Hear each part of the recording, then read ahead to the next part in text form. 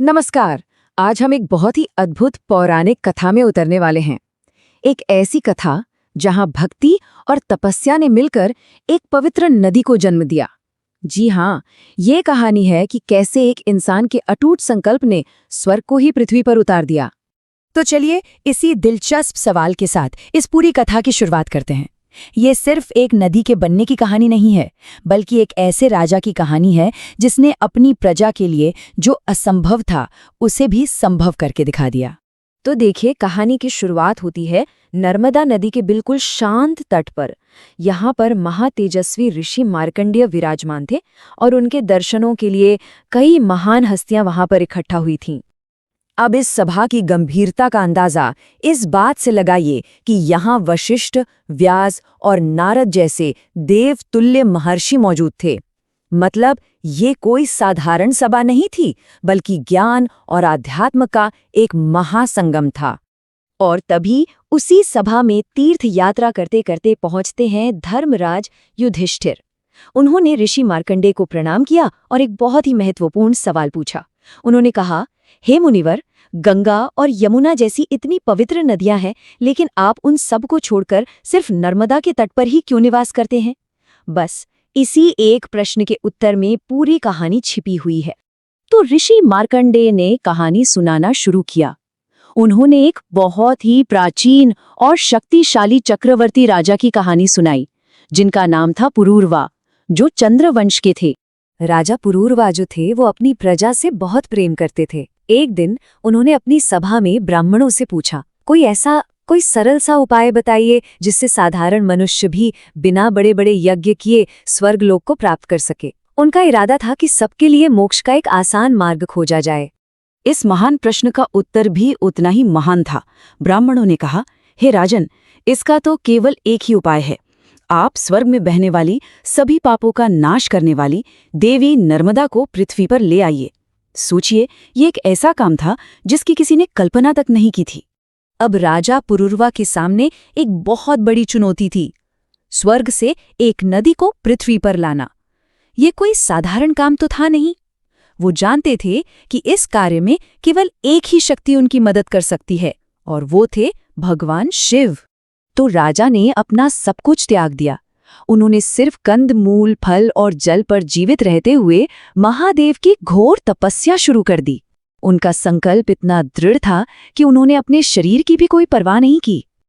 उनकी तपस्या से प्रसन्न होकर भगवान शिव प्रकट हुए।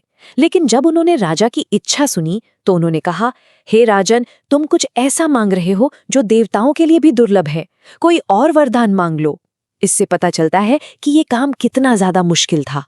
पर राजा पुरूरवा अपने संकल्प पर बिल्कुल अडिग थे। उन्होंने कहा, महादेव, भले ही मेरे प्राण चले जाएं, लेकिन मैं अपनी प्रजा के कल्याण के लिए मांगे गए इस वरदान के अलावा और कुछ नहीं मांगूंगा।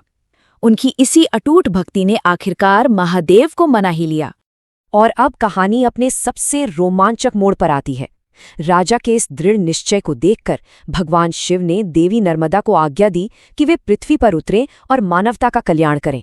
देवी नर्मदा ने आज्ञा तो मान ली, लेकिन उन्होंने एक बहुत ही जरूरी सवाल उठाया।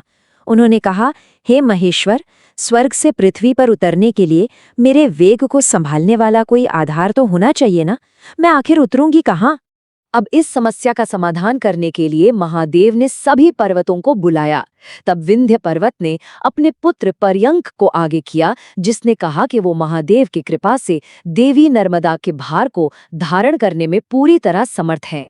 और फिर वो ऐतिहासिक क्षण आया। देवी नर्मदा पूरे वेग के साथ पर्यंक पर्वत पर उतरी। उनका प्रवाह इतना शक्तिशाली था कि एक पल के लिए तो पूरी पृथ्वी ही जलमग्न हो गई, मानो प्रलय आ गया हो। तब सभी देवताओं ने नर्मदा की स्तुति की और उनसे अपना रूप सीमित करने की प्रार्थना की। देवी ने प्रार्थना स्वीकार की और एक शांत, जीवन देने वाली नदी के रूप में बहने लगी। अब ऋषि मार्कंडेय वापस युधिष्ठिर के प्रश्न पर आते हैं और बताते हैं कि नर्मदा इतनी विशेष क्यों है।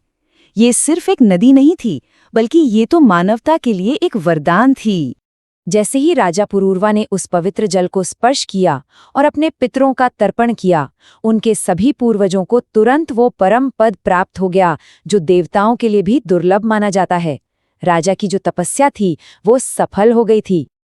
अब जरा इस तुलना को देखिए, ये बहुत ही दिलचस्प है।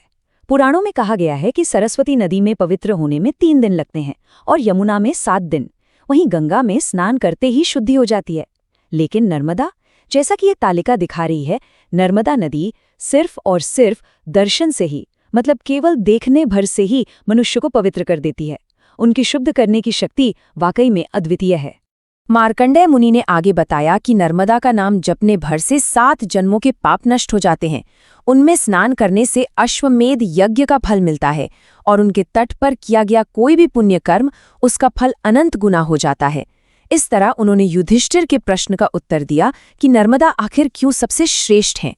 तो ये कहानी हमें गहरे विचार के साथ छोड़ जाती है। अगर एक व्यक्ति का शुद्ध और अटूट इरादा स्वर्ग से ऐसी नदी को पृथ्वी पर ला सकता है जो सिर्फ देखने भर से पवित्र कर दे, तो ये हमारे अपने जीवन में दृढ़ संकल्प की शक्ति के बारे में क्या बताता है? इस पर जरूर सोचेगा।